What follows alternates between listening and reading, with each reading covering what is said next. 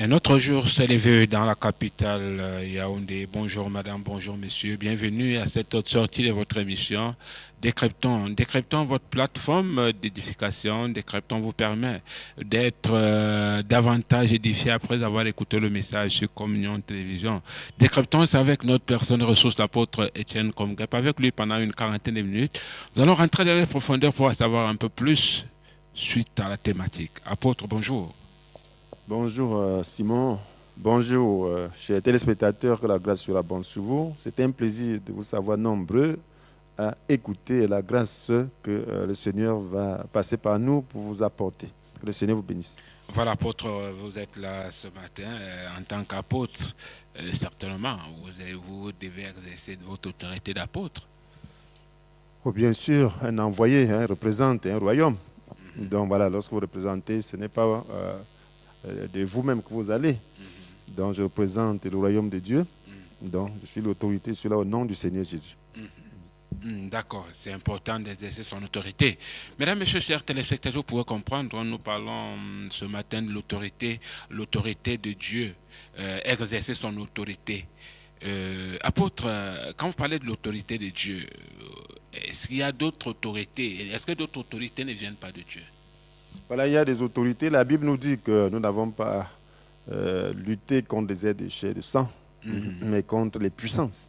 Oui. Donc, voilà, alors nous voyons déjà que si on lutte contre les puissances, contre les autorités, contre les pouvoirs de ce monde de ténèbres, contre les esprits du mal dans le monde céleste, et que si nous sommes de Dieu, et Dieu nous dit qu'on lutte contre ces puissances, ça veut dire qu'il y a des puissances qui ne sont pas de Dieu, il y a des autorités qui ne sont pas de Dieu, il y a des pouvoirs qui ne sont pas de Dieu, il y a des esprits méchants qui ne sont pas de Dieu. Oui. Alors donc, ça veut dire qu'il y a deux camps, déjà. Oui, il y a deux camps, mais il y a également des autorités. Bon, en fait, puisqu'on dit quelque part que toute autorité vient de Dieu, est-ce que d'autres autorités ne viendraient pas de Dieu, en parenthèse?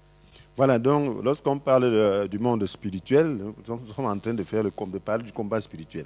Donc si nous venons maintenant à l'organisation humaine, alors là, c'est plus délicat, parce que Dieu, c'est lui qui a créé le monde. Alors le monde a été tel qu'il est, bon, pas par la volonté de Dieu, c'est parce que l'homme a désobéi. Et depuis là, il y a comme un mélange.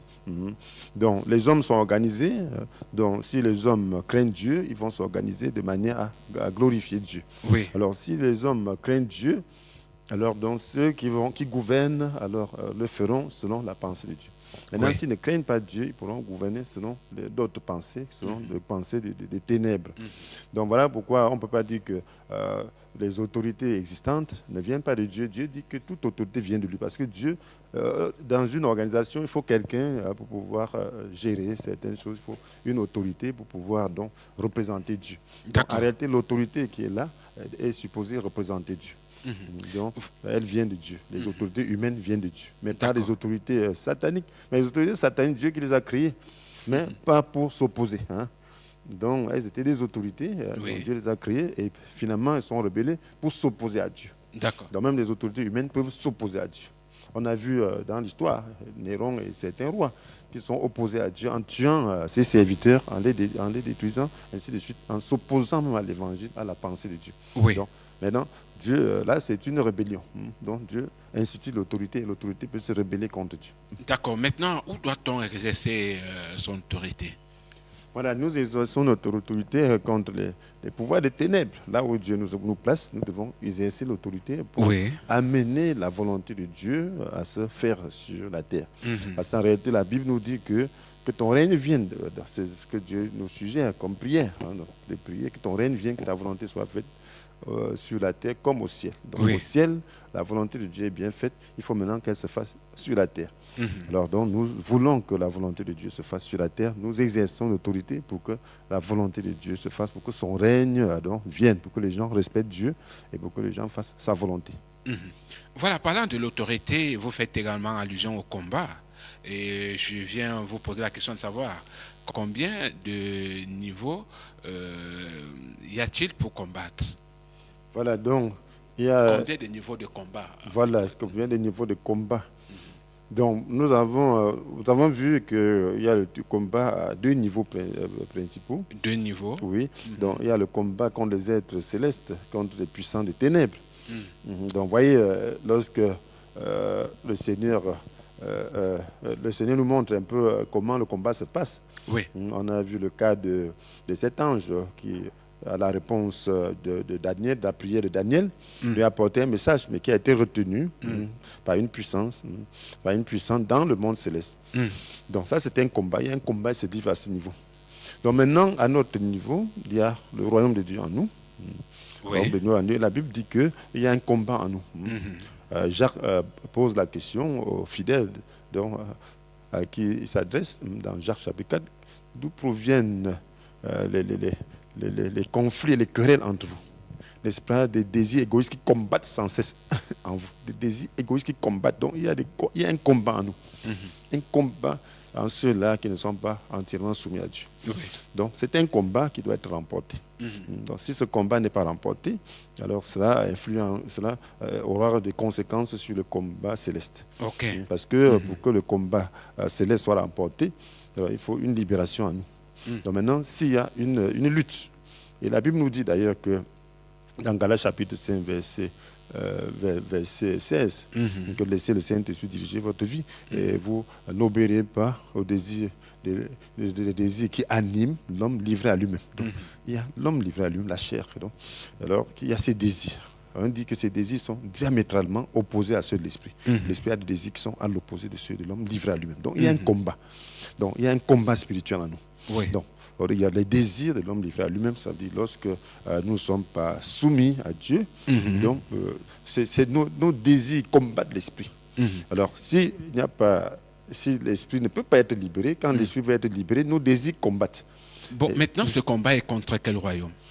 Alors toujours contre le royaume de Dieu, puisqu'en réalité Dieu est en le nous. combat que nous menons. Bien sûr, bref, ce combat est contre l'ennemi devient l'homme livré à lui-même, c'est-à-dire nos désirs. Donc, le combat que nous devons livrer, c'est contre nos désirs qui sont insoumis, et donc qui sont exploités par le diable. Désirs là,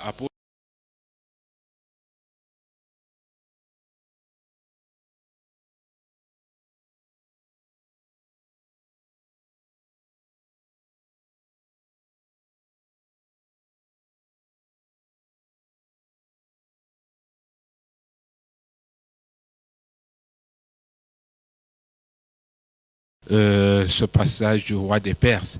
Alors, le roi des Perses représentait-il un royaume?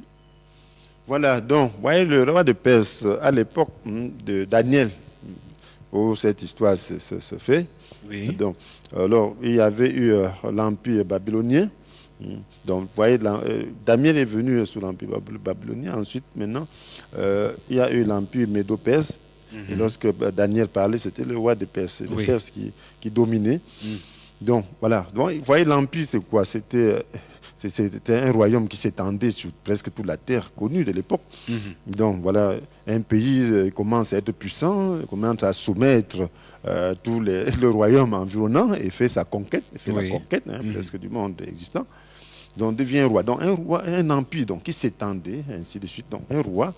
Alors, c'était un roi. Donc, vous voyez, on dit le roi de Perse, c'est comme le roi du monde. C'est comme le roi, comme on peut dire, le président de la République, le président du Cameroun, le président des États-Unis, le président, ainsi de suite. Donc, c'est une organisation. À l'époque, c'était la conquête. Vous voyez, aujourd'hui, il y a les conquêtes occidentaux conquis à l'époque certains royaumes, ainsi de suite. Donc, voilà, donc, c'était un royaume. Et puis, ça dépend maintenant de celui qui l'influence. Donc, un royaume, ce sont des hommes qui sont à la tête.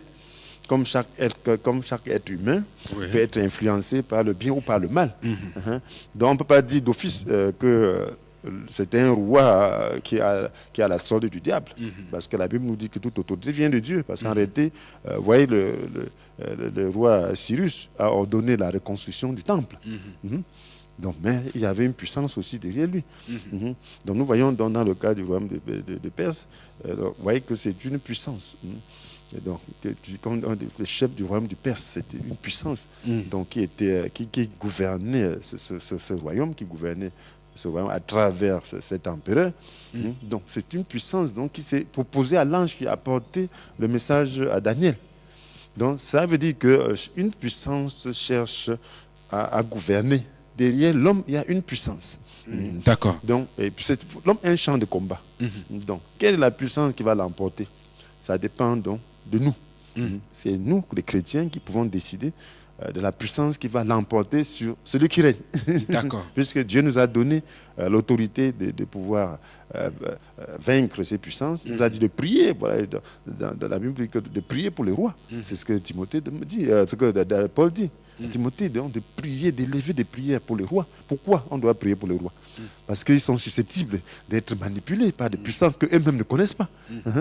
Un homme est manipulé par une puissance que lui-même ne maîtrise pas. Parce qu'un homme est un homme. Malgré la bonne volonté, alors, ces puissances sont vraiment puissantes pour l'homme. Donc, ils sont ingénieux, ils peuvent influencer et amener un homme à prendre des décisions qui vont à l'encontre des intérêts de Dieu et même de l'intérêt des hommes. Voilà pourquoi il faut prier. D'accord. Voilà pourquoi il faut prier. Mais vous parliez également de l'influence au niveau des royaumes, qui a en fait, il y a une certaine influence qui envahit très souvent ceux qui sont à la tête des royaumes. Oui, bien sûr. Bien sûr, nous voyons même le cas d'Israël. Oui. Il y a des influences. Vous allez voir que l'État d'Israël, plusieurs de ses rois étaient souvent influencés par l'idolâtrie. Qu'est-ce qui leur est arrivé? Parce qu'ils n'étaient pas vraiment affermis. Et puis le diable trouvait toute possibilité de les influencer, les séduire, pour aller à l'encontre de la volonté de Dieu. Regardez même le roi David, qui était l'homme selon le cœur de Dieu. Il a été influencé. La Bible dit dans 1 Chronique 21 que le diable incita David à faire le dénombrement, donc à poser un acte que Dieu avait refusé, que Dieu avait interdit. Et cet acte-là a des conséquences, parce que Dieu est juste. Lorsque vous posez un acte qui est susceptible d'être jugé, donc la loi de Dieu interdit, alors le verdict sera là. Mais est-ce que le dénombrement avait un problème? Parce qu'en réalité, il voulait avoir une idée du nombre de son peuple. Bien sûr, pour dénombrer, il y avait des préalables. Donc, il fallait respecter une certaine... C'est Dieu qui devait d'abord ordonner. Et lorsqu'on a ordonné, il y avait des choses à faire. Il y avait des choses. Il fallait payer une certaine somme. Et bref, il fallait faire certaines offrandes. Il y avait beaucoup de choses à faire, des préalables. Il y avait un dénombrement selon la loi. Mais David a fait le dénombrement de lui-même, sans respecter la loi, sans respecter les clauses de la loi. Donc c'était pas orgueil, c'était juste pour savoir. Bref, il commençait à faire de la guerre de l'Éternel sa propre guerre. Il dit voilà, que s'il y a tel nombre de soldats, alors là, il se sent un peu, il voulait s'appuyer sur le nombre, au lieu de s'appuyer sur le nombre de ses soldats, pour dire, voilà, à présent j'ai 1000 personnes de pied, je peux affronter celui qui n'en a pas assez. Alors que c'était Dieu qui combattait pour lui. Ok. Donc maintenant, il n'a pas respecté des préalables. Il a envoyé seulement faire le dénombre. De mon moment, Joab a compris qu'il y avait un problème. Il a dit, mais pourquoi ça? Il a dit, fais-le, je veux le savoir. Alors donc, il a obéi. Il a obéi. Et puis les conséquences, c'était là. Quand il a fini, Dieu a envoyé le prophète pour lui dire que voilà, bon, tu as agi en insensé. Maintenant, tu dois choisir de 3 mots. Tu seras frappé. Il dit, mais comment c'est moi qui pêche et le peuple va en souffrir? C'est comme ça. Oui. Lui il pêche, mais le peuple souffre. Bien sûr. Il est là de la part, il est là pour protéger le peuple. Donc, s'il n'a pas péché volontairement, il y a des choses qui frappent le peuple. Imagine-toi, si c'est un responsable, celui qui est à la tête, peut poser une erreur qui fait souffrir le peuple. Si tu vas provoquer une guerre, qui va souffrir? Toi, tu es bien protégé, mais c'est le peuple qui va en souffrir. C'est vrai, parce que donc, quand on essaie un peu de voir aujourd'hui, on se rend compte que ce n'est pas trop ceux qui sont des instigateurs qui souffrent. Voilà, c'est ça. Il y a des gens qui se tiennent cachés quelque part, qui incitent les autres, par exemple, à se rebeller, à aller devant les armes, à brûler, ainsi de suite. Mais on ne peut pas mettre main sur eux. Donc, ils ont accepté l'autorité de cet homme, puis c'est eux qui souffrent. Donc c'est comme ça que les choses passent. Mais lui, il l'a fait, c'est parce que le Dieu alors a voulu punir le peuple, et parce que le peuple avait désobéi à Dieu de toutes les façons. Alors, et Dieu a trouvé cette faille en David. Il y avait cette faille. La faille, c'était un peu d'orgueil. Il dit que voilà, je veux savoir. Mais sinon, c'est le peuple même. Mais déjà, pour lui, ça pouvait être intelligent d'avoir une idée précise de ceux-là qu'il gouverne. Bien sûr, donc c'est comme ça, le diable suscite. Donc, il dit que voilà, David, ton royaume est déjà grand, essaye de voir le nombre de tes soldats. Oui. Il dit ok, d'accord. Bon, voilà. Pensez-vous que tous ceux qui sont à la tête sont influencés? Parce que peut-être lui, il était influencé d'une manière, mais est-ce que ceux-là qui sont à la tête, tous ceux qui sont à la tête sont influencés? Ils sont influençables. Tous sont influençables. Mais tous ne sont pas influencés. Ils peuvent être influencés à différents degrés. Ah, ok. Tout le monde peut être influencé. Mais on peut être influencé et se rendre compte. Oui. Que voilà, il y a une influence et résister. Donc, tous ceux qui sont à la tête, il n'y a pas d'homme qui ne commette pas d'erreur. Mais si vous êtes de bonne foi, et si vous avez une certaine discipline, alors l'influence que le diable pourra exercer sur vous sera limitée. Oui. Mais si vous n'êtes pas discipliné, si vous n'êtes pas de bonne foi, alors le diable pourra vous influencer en permanence. Donc, pour vous amener à faire des choses très graves contre la volonté de Dieu. Tel a été le cas des rois d'Israël. Les rois d'Israël, vous allez voir qu'ils amenaient le peuple à faire une idolâtrie terrible, monumentale. Alors que le roi de Juda, ce n'était pas ça le cas, parce qu'ils étaient vraiment engagés, la plupart étaient engagés à servir Dieu de tout leur cœur. Et là, l'influence était limitée. L'influence que Satan pouvait avoir sur eux était limitée.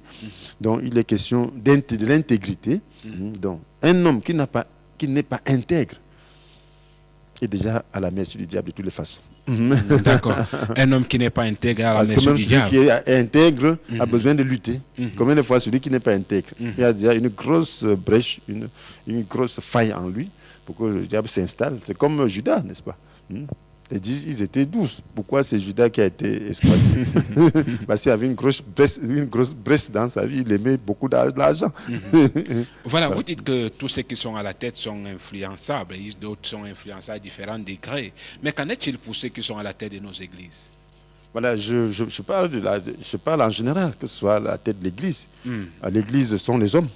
Même si c'est les hommes de Dieu, ce sont les hommes. Ils servent toujours Dieu. Même ceux qui sont des rois, ils servent Dieu. À leur manière. Donc, même l'église, ce sont des hommes. Oui. Donc, alors, c'est des hommes. Alors, c'est pour ça que je dis, si vous êtes intègre, alors l'influence sera limitée. Mais si vous n'êtes pas intègre, alors là, vous serez. Le diable va vous utiliser pour l'église, alors il va vous utiliser très, très mal. Alors, il pourra vous utiliser à faire des choses terribles, à tordre même des doctrines, à mettre les choses sans dessus-dessous, à commettre les péchés qu'on ne commet même pas dans le monde. Donc à faire des choses, à faire même des mélanges de pouvoir, ainsi de suite. Donc je dis, mieux vaut ne jamais servir Dieu que d'être vraiment ouvert à l'ennemi et être à la tête. Mieux vaut, parce que là, le sort, le point chaud de l'enfer. Mais au niveau de l'Église, on ne peut pas parler, je ne sais pas s'il était nécessaire de parler de l'influence, parce que ce sont des hommes de Dieu, ils ont fait des appelés de Dieu. Voilà, même Saül était un appelé de Dieu, n'est-ce pas Dieu qui l'a choisi? C'était le peuple, c'était un homme de Dieu. Bon, mais quel était son sort? Il s'aimait lui-même plus que Dieu. Donc, son amour propre était fort. Donc, voilà, et voilà à quel degré le diable l'a utilisé pour combattre la volonté de Dieu. Combattre avec énergie la volonté de Dieu. Tuer 80, ou c'était 85 sacrificateurs. Mais c'était peut-être par ignorance, non, apôtre? Pas par ignorance. Il a laissé, la brèche était ouverte. Il aimait Dieu, il aimait son moi, son honneur plus que Dieu. Oui. Donc, et là, le diable aime bien ça. Alors, si tu fais ça, alors là, le diable va t'aider à le faire. Oui. Et là, il va aller au plus que tu ne souhaitais, de toutes les façons. C'est ça le problème. Judas ne voulait pas aller si loin. Oui. Voilà pourquoi, après l'influence, il s'est suicidé. La même chose. Donc, Saül lui-même ne voulait pas aller si loin. Quelquefois, il regrettait. Quand l'esprit a lâché, il se met à pourchasser David comme on pourchasse un gibier. Sans cause. Celui-là qui l'a aidé, celui-là qui... ainsi de suite. Mais quand il voit que Dieu le livre entre les mains de David, et David refuse de le tuer, il dit, oh, mon fils, tu es plus juste que moi. Il dit qu'il ne va plus poursuivre. Mais après, le lendemain, c'est la même chose. Il continue à le faire. Ça veut dire qu'il est déjà lié. D'aller plus loin qu'il ne souhaitait. Est-ce que ce n'était pas parce qu'il n'avait plus l'Esprit de Dieu en lui? Bien sûr. Lorsque tu te mets à faire les choses contre la volonté de Dieu, l'Esprit de Dieu te laisse. Oui. L'Esprit de Dieu ne l'a pas quitté pour rien. Parce que l'Esprit de Dieu a lutté avec lui et s'est rendu compte qu'il ne pouvait pas gagner le combat. Non, ne pouvant pas gagner le combat, alors il était obligé de le laisser.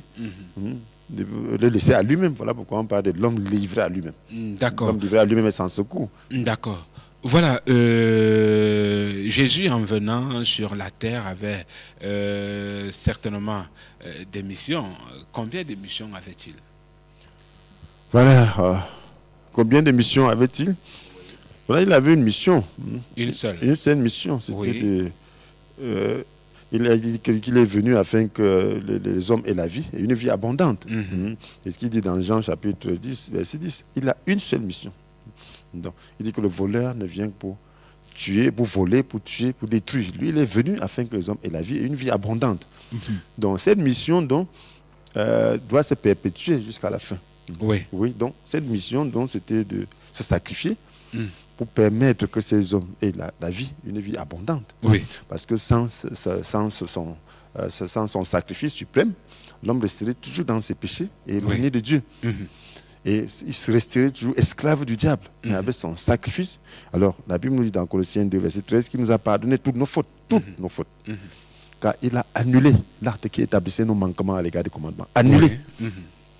Il a effacé le croyant sur la croix. Et là, quand c'est annulé, c'est effacé, qu'est-ce qui reste? On est libre. Parce que le diable n'a de pouvoir sur nous que par ces actes-là d'accusation, que par le péché.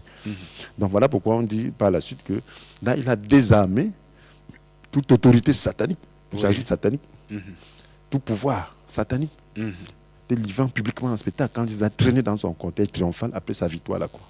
Donc la victoire à la croix de Jésus-Christ nous fait pousser un cri de triomphe. Voilà pourquoi je peux regarder le diable et me moquer de lui. Et dire que tu ne peux plus. J'étais prisonnier, mais maintenant, je suis libre. Alors donc, voilà le maître qui devient lui-même prisonnier. C'est moi maintenant qui dois lui dire ce qu'il doit faire. Moi maintenant qui dois le mater aussi. Donc, voilà pourquoi il faut profiter de ce statut-là pour bien jouer le rôle. Oui, mais puisque vous parlez des deux combats, et vous avez parlé du combat tout à l'heure, et il y a l'homme et l'ange. Entre les deux, qui est plus fort dans le combat? Voilà, s'il est question de rôle, on ne peut pas se comparer aux anges. Donc, Dieu a assigné des rôles à chacun. Ah bon? Oui, donc les anges ont un rôle, les anges c'est des esprits, mais nous sommes dans un corps. Donc, il y a des choses que les anges font et que nous ne pouvons pas faire. Oui. Les anges voient dans le monde spirituel. Ils voient des esprits, ils voient les sorciers, ils voient tout ça. Nous ne les voyons pas. Donc les anges s'occupent d'eux. Et ainsi de suite, il y a des choses dont les anges s'occupent. Ils sont forts, ils peuvent tuer les gens facilement. Mais nous ne pouvons pas le faire. Ce n'est que au niveau de la parole de Dieu. Nous voyons. Donc les anges, regarde, dans le combat contre Israël, à un moment donné, le roi, je crois, Ézéchias, oui. Donc il y avait les Syriens, c'est la Syrie qui se moquait avec Sénankérib. Oui. On va continuer cette histoire. Donc voilà, et puis Ézéchias était complètement désemparé, mais Dieu lui a donné une parole. Et en une nuit, un ange a tué plus de 180 soldats ennemis. En une seule nuit, un ange les frappe. Donc les anges peuvent tuer les hommes. Les anges tuent le roi. Regarde le roi Hérode qui se vantait. Donc un ange l'a frappé, il a pourri sur place. Donc les anges ont un pouvoir. Et les hommes maintenant ont un pouvoir que les anges n'ont pas. L'homme a le pouvoir sur le diable, que l'ange n'a pas toujours. Donc voilà pourquoi le Seigneur dit, il envoie ses disciples, il dit, dans le pouvoir de guérir, de chasser les démons. Quand il revient, Jésus dit que je vois Satan tomber du ciel comme l'éclair. Donc, au nom de Jésus, l'homme a une autorité sur le diable. D'accord. Voilà pourquoi ce combat, le combat doit se compléter. L'homme doit jouer son rôle et l'ange doit jouer sa part de rôle. L'homme ouvre le ciel pour l'ange. L'homme bien sûr, ouvre le ciel pour l'ange. Bien sûr. Jésus avait dit que vous verrez désormais les anges de Dieu montaient et descendaient entre ciel et terre par l'intermédiaire du Fils de l'homme. Et c'est la même chose, il nous a donné la même autorité. Mais au temps de Daniel, c'était fermé. Donc un ange a une puissance à bloquer l'ange qui venait donner un message à Daniel. Donc ce n'était pas ouvert. Mais maintenant, nous ouvrons le ciel pour que les anges travaillent. Donc c'est ça. Donc c'est une complémentarité. Donc, et puis nous serons aussi, lorsque le Seigneur va venir, il va nous récompenser. Nous aurons donc des positions. Parmi les anges, il y a aussi des positions, des rangs. Je ne sais pas sur quelle base ce rang a été fait, mais nous aurons notre position par rapport à notre rôle joué ici-bas, pendant que nous vivons ici. Notre fidélité est à faire la volonté de Dieu. Donc on pourra être aussi des autorités de différents rangs. D'accord. Dans le royaume de Dieu, oui. Oui, nous pourrions également être des autorités dans le royaume de Dieu. Et qui n'aimerait pas être autorité. Mesdames, Messieurs, nous allons prendre une petite ponctuation. On se retrouve derrière.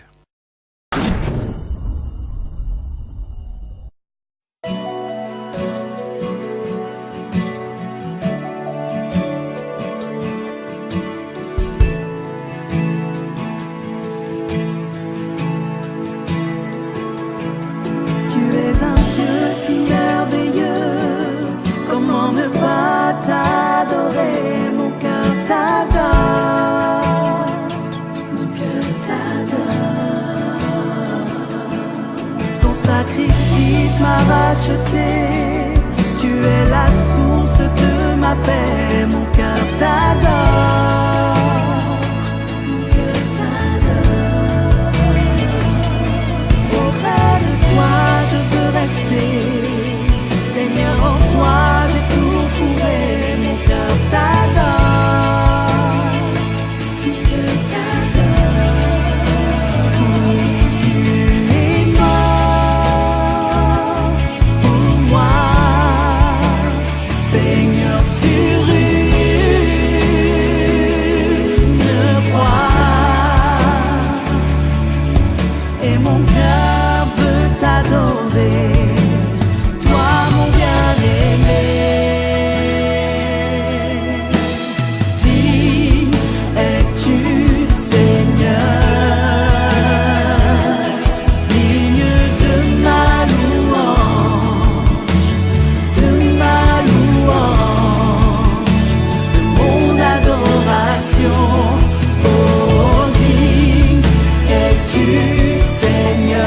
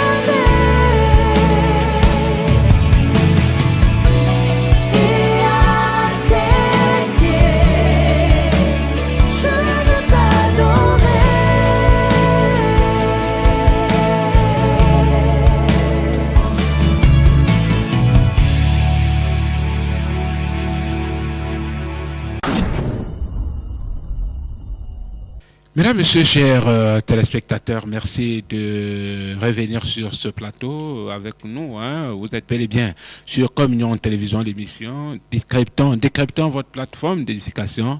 Vous pouvez envoyer votre SMS au numéro. Vous prenez un numéro de téléphone qui défile au bas de votre petit écran. Apôtre, voilà, puisque nous parlons du combat, vous nous parlez du combat tout à l'heure, mais est-ce que d'une manière délibérée, l'homme peut refuser le combat? Pourquoi pas? Il y a des déserteurs, on peut refuser. Si le combat est chaud, on peut refuser le combat. Donc, dire que l'homme peut refuser le combat, il peut refuser, c'est pas tout le monde. Il y a des paresseux, on peut être des paresseux dans le combat. Je peux dire vraiment de manière délibérée. Il y a des gens qui ne viennent pas à la réunion de prière, non? Là, ce n'est pas le refus du combat. Oui, c'est vrai. Donc, les gens, même lorsqu'on prie à l'église, ils refusent le combat. Même s'ils viennent à l'église, on est en train de prier, ils ne prient pas. Là, c'est refusé, délibérément. N'ouvre même pas la bouche. Oui, mais il qu'est-ce qu'il faut faire? Penser. Qu'est-ce qu'il faut donc faire pour mieux combattre? Maintenant, il faut mieux combattre. Qu'est-ce qu'il faut faire? Alors, pour mieux combattre, il faut être déjà dans les dispositions. Oui. Ce n'est pas un combat physique. Donc, c'est un combat spirituel. Donc, il faut être dans des dispositions spirituelles. Donc, et le combat, donc, c'est au niveau de la compréhension. Oui. Il faut connaître, donc, déjà la parole de Dieu. Oui. Parce qu'on combat avec la parole de Dieu. Parce que c'est la parole de Dieu qui rassure. Donc, c'est un combat de la foi. Et si tu n'as pas la foi, alors tu ne peux pas combattre. Parce que la foi vient de ce qu'on entend. Et ce qu'on entend vient d'un message qui porte sur la parole de Dieu. D'accord. Donc, voilà. Donc, il faut déjà avoir donc, la compréhension de ce que Christ a fait. Il faut avoir la compréhension de ce que le diable est. Oui. Il faut avoir la compréhension de ta position en tant que chrétien. Donc, il faut que cette parole te soit imprégnée et que tu aies une certitude par rapport à ça. En ce là maintenant, tu vas déclarer la parole, la parole de Dieu, avec foi. Et elle va agir, parce que la Bible nous dit que la parole de Dieu est vivante, efficace. Voilà, vous nous dites que le combat n'est pas physique. C'est pas aussi des combats avec les bâtons? Non, c'est avec l'épée. Ah, l'épée visible. Les armes spirituelles. Ah, ok. Parce que ça fait depuis moi, je n'ai pas vu l'épée. J'avais l'envie de revoir. Et donc, il y a l'épée, c'est un combat avec Jésus, à la suite de Jésus. Oui. Ouais, le souffle de sa bouche fait disparaître ses ennemis. D'accord. Il abat ses ennemis par le souffle de sa bouche. Et puis, il a l'épée. Donc, l'épée, la parole. Donc, c'est les paroles qu'on prononce par la foi. Oui. Donc, basé sur la parole de Dieu, basé sur la compréhension de ce que Dieu a fait, basé sur les messages de Dieu. C'est ça, les moyens de notre combat. Est-ce qu'il est donc possible de mettre le monde des ténèbres dans les problèmes? Pourquoi pas? Pourquoi? C'est même là notre rôle. Ah bon? Oui, on doit mettre le monde. Si on ne met pas le monde des ténèbres dans le monde des ténèbres dans des problèmes, c'est qu'on n'est pas en train de jouer notre rôle. Donc, le monde des ténèbres doit être bouleversé. On ne doit pas leur laisser la paix. Dans ce combat? Bien sûr, ils doivent connaître l'enfer avant l'enfer. Donc, si l'Église joue vraiment son rôle, alors il faut que la victoire qui a été acquise à la croix se manifeste. D'accord. Alors, comme ils sont têtus, et puis ils sont voués à combattre la volonté de Dieu, voilà, si on fait le combat, on doit les contrer et les détruire. Et les faire ressentir une grosse défaite. Donc, voilà, puisqu'ils sont tenaces. Puisque le diable a un seul but, voler, tuer, détruire. Donc il va toujours venir voler, tuer, détruire. Donc nous aussi, nous devons aussi le battre, le détruire. Donc on doit jusqu'au dernier retranchement. Bien sûr, on doit le poursuivre, on doit pas lui laisser de l'espace. Voilà. Donc voilà, il a beaucoup de ruses. Et il vient à nous d'avoir par les ruses. Parce que quelquefois il passe pour ami. Il fait semblant de ne rien faire, il surprend. Ok. Donc voilà le problème. Donc on doit combattre sans cesse. Voilà pourquoi Paul dit de faire toutes sortes de prières à tout moment. Toutes sortes de prières pour ne pas laisser d'espace. Mais vous considérez la chair, d'ennemi de qui? L'ennemi de Dieu et même de l'homme. La chair? Oui. Ah. L'ennemi, c'est l'homme. Donc, parce qu'en réalité, la chair est ennemi de Dieu, ennemi de l'esprit, ennemi de la volonté de Dieu. Et alors, lorsque la volonté de Dieu n'est pas faite, l'homme en subit. Ouais, quand la chair conduit quelqu'un à poser un acte contre la volonté de Dieu, qui en profite? C'est l'ennemi qui profite. C'est Oui. le diable qui profite. Mhm. Lorsque David avait été conduit par la chair à commettre l'adultère, qui a souffert? Satan a bien ricané sur son nez. Hein? Oui. Alors, la verdict est venue. Mhm. Il a perdu d'abord l'enfant de l'adultère. Et puis, il a souffert dans sa famille. Il a été chassé même de son palais, toujours à cause de ce péché. Donc, par son propre fils, qui a couché avec ses femmes, aux yeux de tout le monde. Donc, c'est des conséquences terribles. Qui a souffert pour un petit acte, un petit plaisir, alors que lui, il avait toutes les femmes, il pouvait les épouser à volonté. Donc voilà donc ce que la chair a. Mais donc voilà comment le diable est rusé. Oui.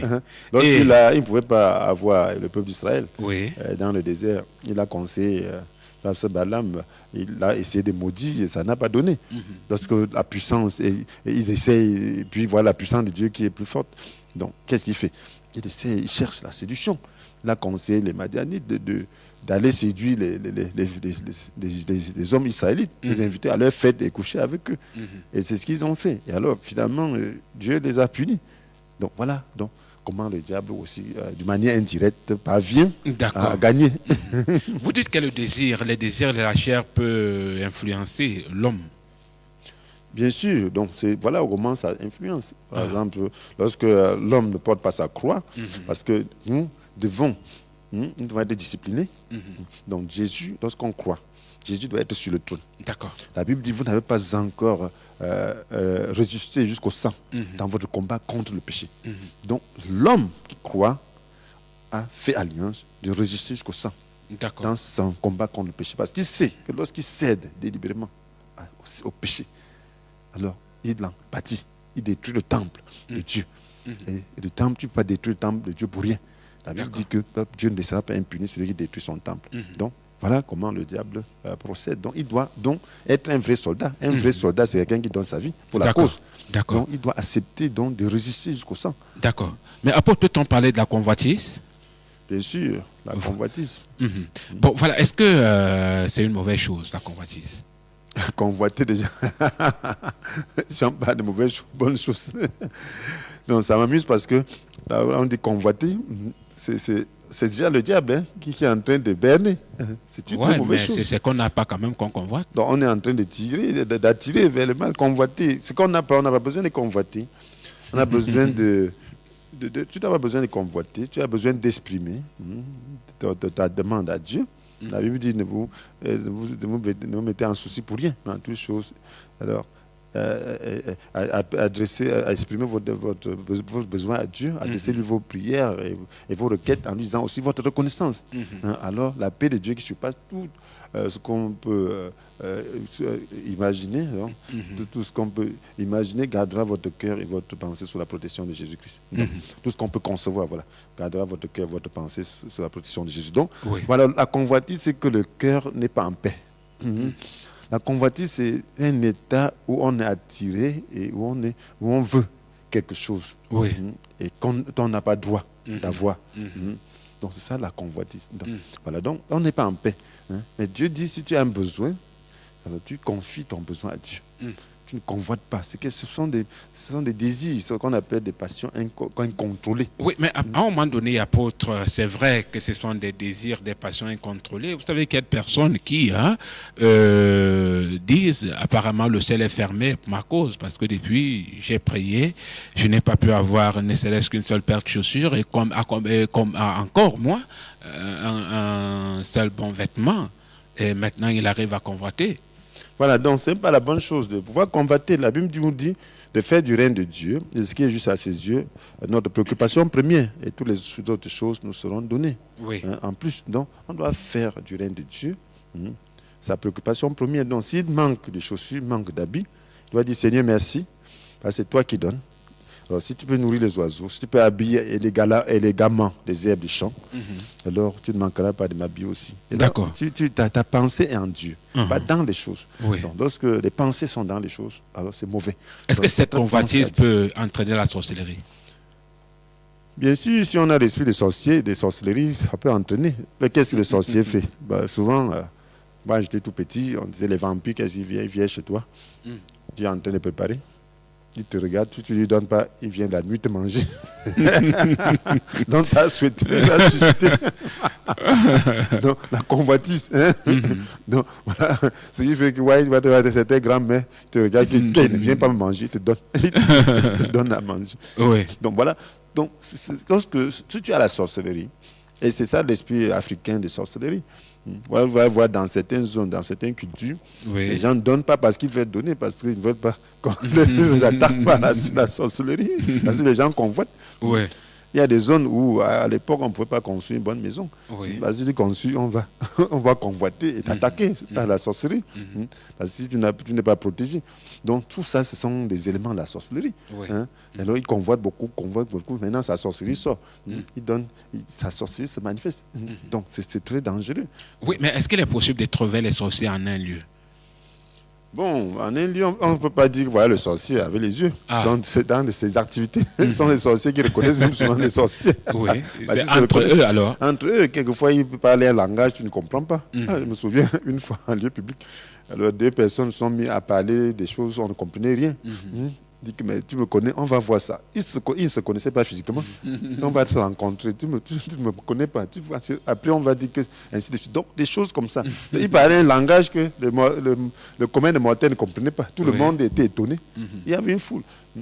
Et puis, on a dit, et ils se connaissent, ils savent ce qu'ils sont en train de faire. Le plus petit parlait à un papa comme ça, bien âgé, et le mépriser. Parce qu'il savait que dans le monde spirituel, il le domine, il voyait sa sorcellerie, il voyait que c'est petit. Donc, voilà. Donc, mais c'est dans les activités. Si un sorcier mène des activités, donc il peut attaquer des gens. Si tu es spirituel, il cherche à t'attaquer. Et donc, sans ces activités échouent, donc il connaît un malheur, il peut même mourir. C'est là que tu sais, voilà, c'était un sorcier. Donc voilà, c'est dans les activités. Si tu es un sorcier qui n'est pas actif contre les gens, bon, on ne saura pas que tu es un sorcier. Que doit-on faire? Que doit-on faire des sorciers? Que doit-on faire d'eux? Les sorciers, donc, on sait qu'ils font beaucoup de... Il y a différents cas de sorcellerie, toutes sortes de sorcelleries. Il y a des sorcelleries, par lesquelles on naît, qui se transmettent, peut-être de père en fils ou de mère en fils, ainsi de suite. Donc, il y a de la sorcellerie qu'on acquiert, ainsi de suite. Et toutes sortes. Il y a même les sectes ésotériques. Bref, beaucoup de choses. On entraîne des gens à la sorcellerie, ainsi de suite. Donc, il y a toutes sortes de pratiques sorcières. Donc, ce qu'on peut dire aux sorciers, c'est un péché comme tous les autres. Donc, c'est un sorcier qui décide d'aller faire du mal. Donc, s'il décide d'aller faire du mal, il y a des conséquences du mal qu'on fait. Donc, si un sorcier est actif, donc il doit être détruit dans ses activités, parce qu'on doit combattre les activités de sorcellerie, et là, dedans, il peut être détruit. Donc ce n'est pas lui qu'on cherche à détruire, mais s'il est actif, il peut être détruit. Donc un sorcier doit donc rester tranquille et chercher à faire ce qui est bien. Et chercher même la délivrance, chercher dire à Dieu que je ne veux pas de cette affaire. Donc délivre-moi de ça. Mais s'il continue, il va finir par se détruire. Il va finir par se détruire, parce qu'on ne peut pas aussi rester sans arracher les âmes, sans faire le travail spirituel. Mais est-ce qu'il est donc possible qu'une personne perde le combat face à un sorcier? On peut perdre, pourquoi pas? Si tu te mêles. Elle dit qu'ils sont forts. C'est une puissance spirituelle. Donc il faut avoir des règles du combat. Donc les règles du combat, c'est quoi? Il faut aimer. Ce n'est pas un combat charnel. Donc il faut avoir l'amour au centre. Donc si tu es le sorcier, alors tu peux perdre le combat contre lui. Tu ne dois pas haïr le sorcier. Parce que Dieu te soutient dans l'amour. Et c'est Dieu qui sait ce que le sorcier qui est en train d'être actif. Donc ce sont les anges qui règlent souvent leur compte. Donc, et nous collaborons avec les anges. Même inconsciemment.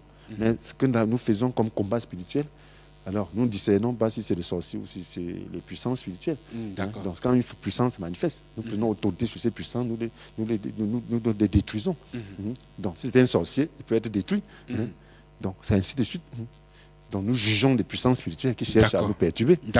Donc, voilà. Si c'est un sorcier qui fait ça, il sera détruit. Alors ce n'est pas notre travail. Il est sorti de son corps, il devient un esprit, donc il s'allie à Satan, ce n'est pas là notre responsabilité. Mais s'il reste chez lui, il ne fait pas de combat, il n'y a pas de problème.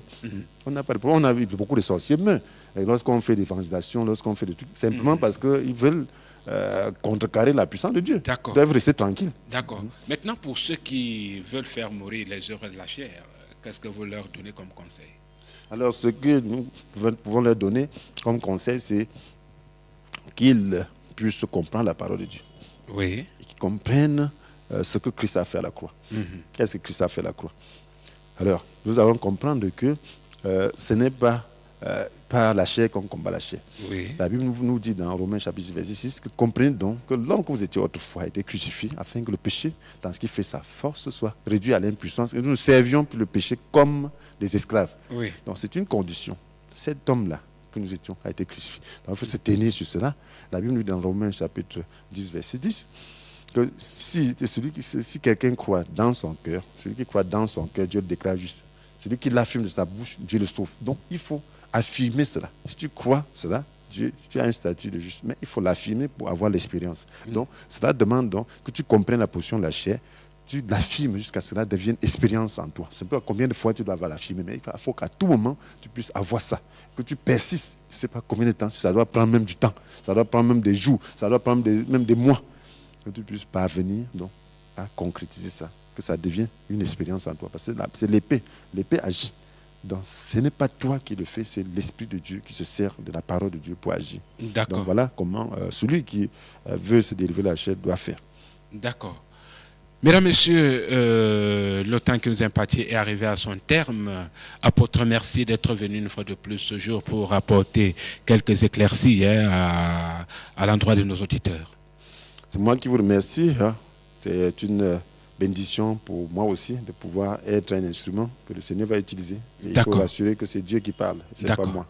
Merci à toute la forte équipe de l'autre côté de la technique. Merci également à tous ceux-là qui nous envoient les encouragements. Mesdames, Messieurs, décryptons Stop F1. Restez scotchés comme nous en télévision. Les programmes se poursuivent. Quant à moi, très bientôt sur les ondes. Merci.